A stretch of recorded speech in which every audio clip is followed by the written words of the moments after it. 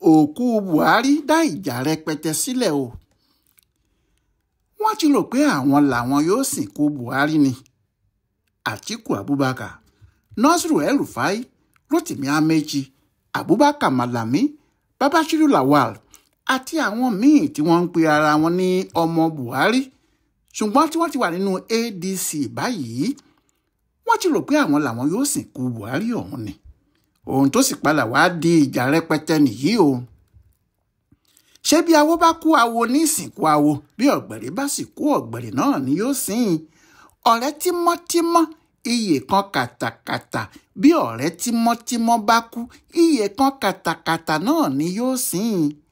àwọn ti rò pé àwọn làwọn súnmọ́ Buhari jù, pàápàá àwọn bíi Malami àti El-Rufai, tí wọ́n sì tún mú Yàyà Bello mọ́ pé àwọn yóò ṣètò náà débi pé gbogbo ayé yóò rí pé àwọn làwọn sin Buhari. nígbà tí Ọlọ́run yóò sì bá wọn ṣe, Babashiru Lawal ti ṣe akọ̀wé ìjọba Buhari tẹ́lẹ̀ wà ní London níbẹ̀ nígbà tí Buhari dákẹ́. kò sì sẹ́ni tí kò mọ òun nínú àwọn ẹbí Buhari. ìyẹn ni wọ́n ṣe rò pé òun ni yóò ṣe gbogbo kò kárí ètò náà láti London títí tí wọn yóò fi gbé e wá. nígbà tó bá sì délé, àwọn Àtíkù àti El-Rufai yóò ti ṣe gbogbo ètò sílẹ̀. wọn yóò sì fi hàn gbogbo ayé pé àwọn làwọn sìnkú aṣáájú àwọn. ṣé ọ̀rọ̀ kìí ṣe kó má nídìí? bí eégún bá wà lábẹ́ aṣọ tó ń kọ orin Dáfídì, a ṣe pé ẹni tó ru ẹ̀kú ọ̀hún ti lọ sí ṣọ́ọ̀ṣì rí ni o. àwọn tí wọ́n mọ ohun tó ń lọ nílé àwọn Buhari àti àwọn ohun tó wà láàrin ìjọba Tinubu àti Buhari yìí ni wọ́n ti rò ó pàápàá, tí wọ́n sì ní kò sí bí Tinubu yóò ṣe dá sí ọ̀rọ̀ ìsìnkú Buhari tó bẹ́ẹ̀ jù bẹ́ẹ̀ lọ, pé yóò kàn fi ẹnu lásán pa kinní náà ni. àwọn tí wọ́n sì jẹ́ ọmọlẹ́yìn ẹ̀ tààrà, àwọn lètò ìsìnkú náà yóò bọ́ sí lọ́wọ́. ṣé gẹ́gẹ́ bí Solomon Dalong tó ṣiṣẹ́ pẹ̀lú Buhari ṣe sọ fáwọn oníròyìn pé àárín Buhari àti Tinubu kò dán mọ́rán nítorí àwọn ọmọ Tinubu kò yéé bú Buhari, tí wọ́n ń sọ pé òun ló jẹ gbèsè burúkú sílẹ̀ fáwọn. àwọn èèyàn wọ̀nyí rí Buhari bí ẹni tí Tinubu fìyà jẹ. nítorí bẹ́ẹ̀ ni wọ́n ṣe ń lọ sí ilé Buhari láìpẹ́ yìí, tí wọ́n fẹ́ kó mọ̀ pé àwọn ti ṣetán láti ṣe ọmọ dáadáa pẹ̀lú ẹ̀, pàápàá bó bá ti lè dúró ti àwọn kí àwọn fi lé Bọ́lá Tinubu lọ. ní ọjọ́ 11 oṣù kẹrin ọdún tí a wà yìí, Atiku mú El-Rufai lẹ́yìn, àti Aminu Tambuwa, gómìnà Sokoto tẹ́lẹ̀, Isa Pantami tí í ṣe mínísítà Buhari tí wọ́n jọ ṣèjọba, Achike Ndenwa tí í ṣe gómìnà Imo tẹ́lẹ̀, Gabriel Suswan gómìnà Benue ọjọ́sí, àti Jubrila Bindo tí í ṣe gómìnà Adamawa nígbà kan. gbogbo àwọn yìí lọmọ ẹgbẹ́ ADC báyìí o. àmọ́ nígbà náà wọn kò tí ì mọ ibi tí wọ́n ń lọ. wọ́n kàn lọ sọ́dọ̀ Buhari láti jẹ́ kó mọ̀ pé àwọn ti ṣetán láti mú un bíi bàbá àwọn ni, bó tilẹ̀ jẹ́ wọ́n ní àwọn wá kí i fún ọdún ni. bẹ́ẹ̀ kó tó di èyí tí wọ́n lọ sọ́dọ̀ Buhari yìí o, Atiku àti El-Rufai náà ti kọ́kọ́ lọ ní 2024 tí wọ́n sì ń wá ojú rere bàbá náà. èyí tí wọ́n sì lọ gbẹ̀yìn láti lọ bá a ní Kaduna yìí ni láti fi lọ́kàn balẹ̀ pé ẹ̀yìn ẹ̀ làwọn wà níjọ́ gbogbo. pẹ̀lú eléyìí àti èrò tó wà lọ́kàn wọn pé kò sí ohun tí ààrẹ tó wà lórí oyè yóò ṣe fún ààrẹ àná tó ti kú, pàápàá nígbà tí àwọn náà rántí bí Buhari yìí ti ṣe sí òkú Shehu Shagari, ààrẹ orílẹ̀-èdè yìí nígbà kan. Shehu Shagari kú ní ọjọ́ 17 oṣù kejìlá ọdún 2018, wọ́n sì sin ní ọjọ́ 18 oṣù kejìlá yìí kan náà. àmọ́ gbogbo ohun tí wọ́n ṣe fún un, Buhari fúnra ẹ̀ ò débẹ̀. ó kàn rán àwọn aṣojú ìjọba ẹ̀ láti lọ sí Sokoto níbi tí wọn yóò ti sin ni.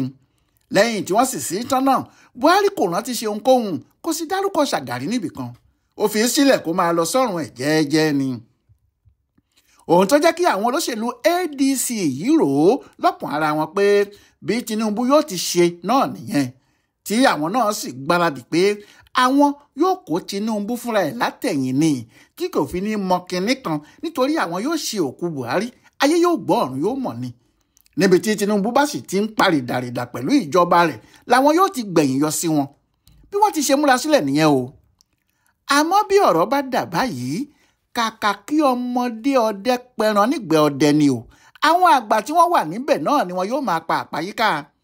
bó sì ti wù kí ọmọdé láṣọ tó, kò lè ní àkísà bí àgbà.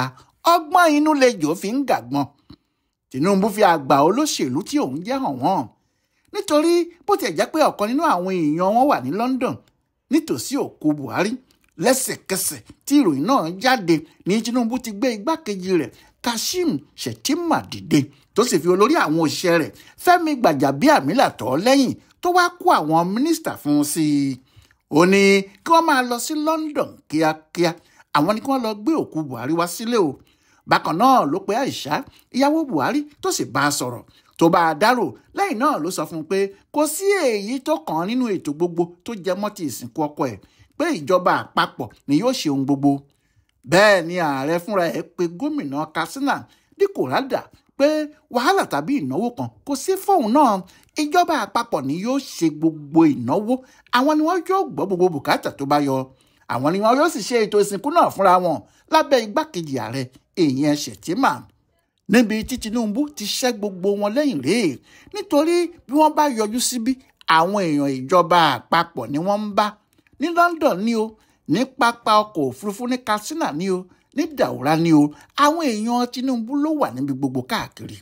Gbogbo àwọn ẹ̀ṣọ́ aláàbò pátá tí wọ́n wà níbẹ̀ àṣẹ ìjọba àpapọ̀ ni wọ́n ń tẹ̀lé, wọn kò sì fààyè gba ẹnikẹ́ni láti wọlé tàbí jáde tí kì í bá ṣe pé àwọn ọ̀gá wọn fún wọn láṣẹ. Ní òwúrọ̀ ọjọ́ tí wọn yóò gbé Buhari dé làwọn aṣáájú ADC yìí ti múra. Rotimi Amechi Ọlọ́run nìkan ló mọ bó ti yá òun tó bẹ́ẹ̀, níṣẹ́ ló sì múra bíi ẹ̀ẹ́máyà ilẹ̀ Haúsá kan. Òun ló sì kọ́kọ́ dé sí Daura, ó ní òun wá fún ètò ìsìnkú ni. Ṣé wọ́n ti sọ pé kí àwọn pàdé ara wọn níbẹ̀? Àmọ́ nígbà tó débẹ̀ òun náà rí i pé kò sáàyè fúlẹ́ńgé kankan o. Àwọn ẹ̀ṣọ́ àti agbófinró pẹ̀lú àwọn ọ̀gá ńláńlá lẹ́nu iṣẹ́ ìjọba àpapọ̀ ti wà níbẹ̀ sẹpẹ́sẹpẹ́. Òun ló bá sáré lọ sílé àwọn Buhari, ó débẹ̀ kò rí èèyàn tó mọ̀ ọ́ tààrà nínú ẹbí yàtọ̀ sáwọn olóṣèlú ara wọn. Ló bá fẹ̀yìn rìn, ó jókòó jẹ́ bí ẹni tó lọ sóde agbóduwá, òde mo gbọ́ mo wá. Katsina ní El-Rufai ti sá sẹ́yìn nígbà tó ti rójú ilẹ̀.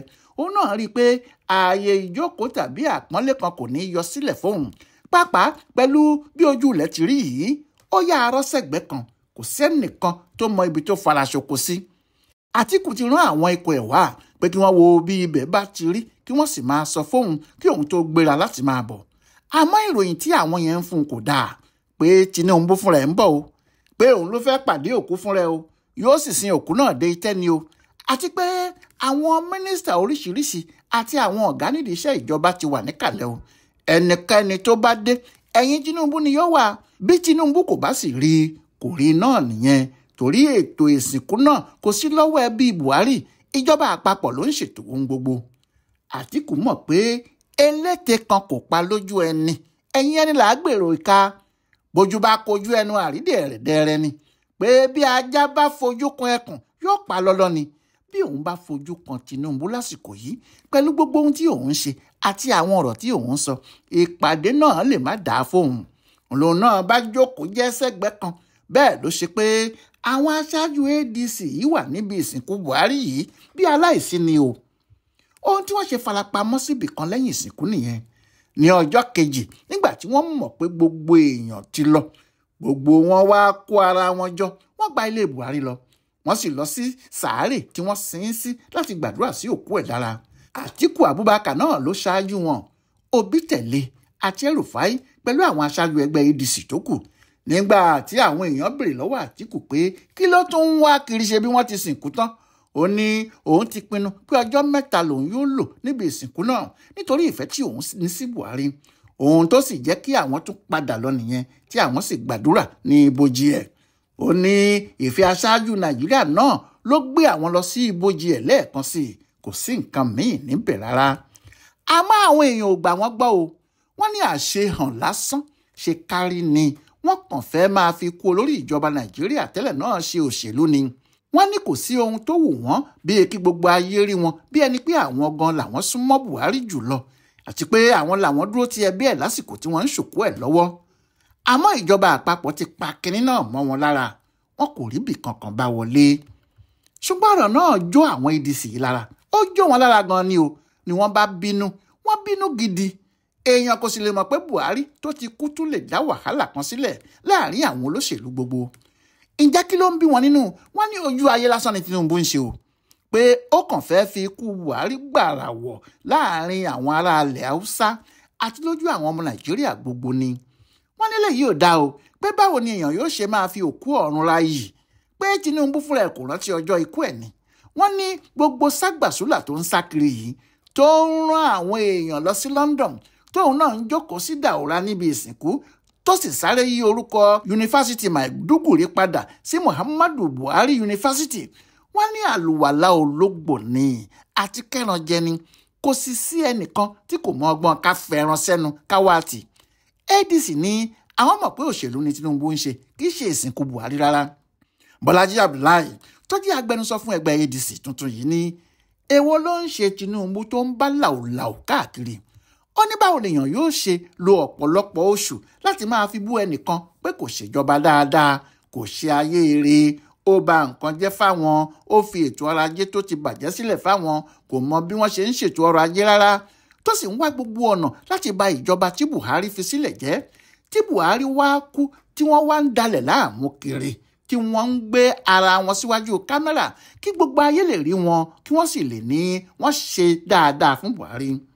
Bọ́lájí ní láti ìgbà tí Tinubu ti gbàjọba ló ti ń ba Buhari lórúkọ jẹ́, kò sí ibi tó dúró sí tí kì í sọ pé òun kọ́ lòun fìyà jẹ àwọn èèyàn. Buhari ló ti ṣe bẹ́ẹ̀ kó tó lọ. Òní lójoojúmọ́ ní Tinubu ń sọ̀rọ̀ Buhari láì dáa. Ó wá kú tán báyìí ó ń sáré kiri bí ọmọ olókùú. Ó ní àwọn ọmọ Nàìjíríà mọ òdodo, ìyẹn kò sì jẹ wọ́n rárá. Solomon Dalong tó ṣe mínísítà eré ìdárayá fún Buhari yìí ní kò sírọ́ nínú ohun táwọn èèyàn òun sọ. Ó ní àjọṣe àárín Buhari àti Tinubu kò dán mọ́rán tíyẹn fi kú. Kí ló wá dé tó ń sáré kiri lẹ́yìn ikú ẹ̀? Inú bí àwọn APC náà o. Iléeṣẹ́ ààrẹ sì fìbínú sọ̀rọ̀ sí gbogbo wọn nínú ADC. Wọ́n ní báwo làwọn èèyàn yóò ṣe ya aláìmoore bẹ́ẹ̀, àti pé báwo ló ṣe jẹ́ ohun gbogbo tó bá ti ṣẹlẹ̀ nílẹ̀ yìí àfi káwọn ADC yìí sọ ọ́ di ọ̀rọ̀ òṣèlú ṣáá. Sunday Dare, olùdámọ̀ràn ààrẹ lórí ètò ìbánisọ̀rọ̀ ní omi ló pọ̀ lójú egbére lọ́rọ̀ àwọn ADC yìí pé kí wọ́n máa sunkún wọn lọ o torí wọ́n kàn ń wá ohun táyé yóò fi máa gbọ́ orúkọ wọn ni. Bẹ́ẹ̀ gbogbo ayé ló ti mọ̀ wọ́n pé àtúrọ̀ tàbí èlùbọ́ ni gbogbo àwọn tó wà níbẹ̀, torí bẹ́ẹ̀ ni ọmọ Nàìjíríà kan kò sì ṣe lè ka ọ̀rọ̀ wọn sí nǹkan kan.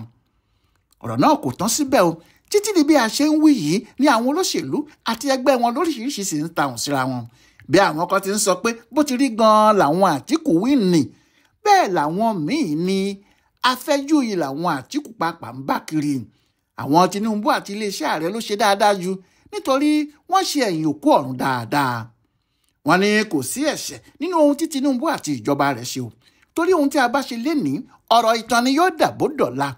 Ẹni tó sì ń lọ sin òkú ẹ̀gbọ́n ẹ̀ ní hòhò kó rántí kó mú àbúrò ẹ̀ dání o, nígbà tó jẹ́ bí a ti sìnkú òní bẹ́ẹ̀ náà la ó sìnkú ọ̀la. Ọláìwọlá Alága ló ṣe àyẹ̀wò ẹ̀yìn òkú Buhari yìí fún Ibùdó Àgbáyé fún Àṣà àti Ìṣe Yorùbá World Center nínú ọgbà Yunifásitì Ìbàdàn. A kú afẹ́rẹ́ òní o.